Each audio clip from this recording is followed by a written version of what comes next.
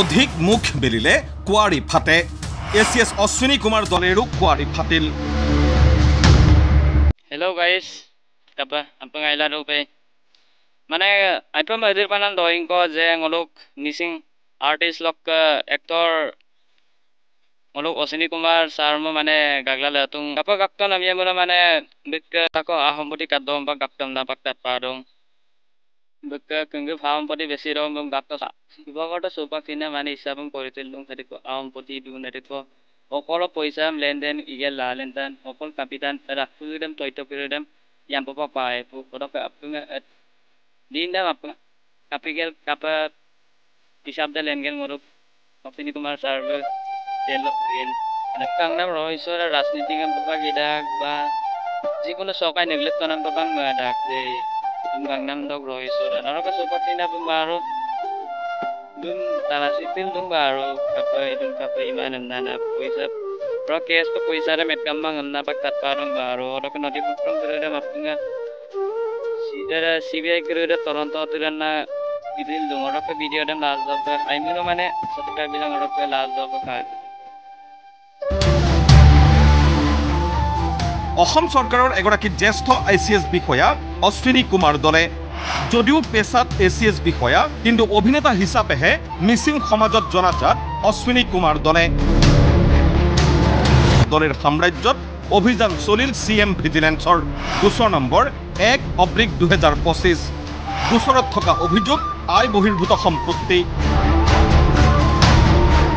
নিজৰ চাকৰিকালত যিমান দৰমহা পালে তাতকৈ বহু বেছি সম্পত্তি গঢ়িলে অশ্বিনী কুমাৰ দলেই আৰু সেইবাবেই মুখ্যমন্ত্ৰীৰ বিশেষ তদাৰকী শাখাই শনিবাৰে পুৱাৰে পৰা দলেৰ বাসগৃহত চলালে অভিযান পুৱা দলে ওলাইছিল প্ৰাতঃভ্ৰমণৰ বাবে কিন্তু প্ৰাতঃভ্ৰমণ নহল সিএম ভিজিলেন্সৰ দলে নিজৰ চৰকাৰী আৱাসত আবদ্ধ কৰি ঘৰৰ সকলো সামগ্ৰীৰ হিচাপ নিকাচ কৰিলে প্ৰথমে শিৱসাগৰৰ চৰকাৰী আৱাস আৰু কাৰ্যালয় দুয়োটাতে চলিল অভিযান প্ৰস্তুত কৰিলে সম্পত্তিৰ তালিকা ললে আয়ৰ তথ্য আৰু ইয়াৰ সমান্তৰালকৈ গোগামুখৰ বাসগৃহতো চলিল অভিযান ললে মাটি বাৰী ঘৰৰ জোখ মাখ নোট কৰিলে ঘৰৰ ভিতৰৰ সামগ্ৰী আৰু তাৰ মূল্য কিবা হয় পৰিয়াল হয় আপুনি থাকে মই ইয়াত নাথাকে মানে কি আপোনাক মাতি আনিছিলে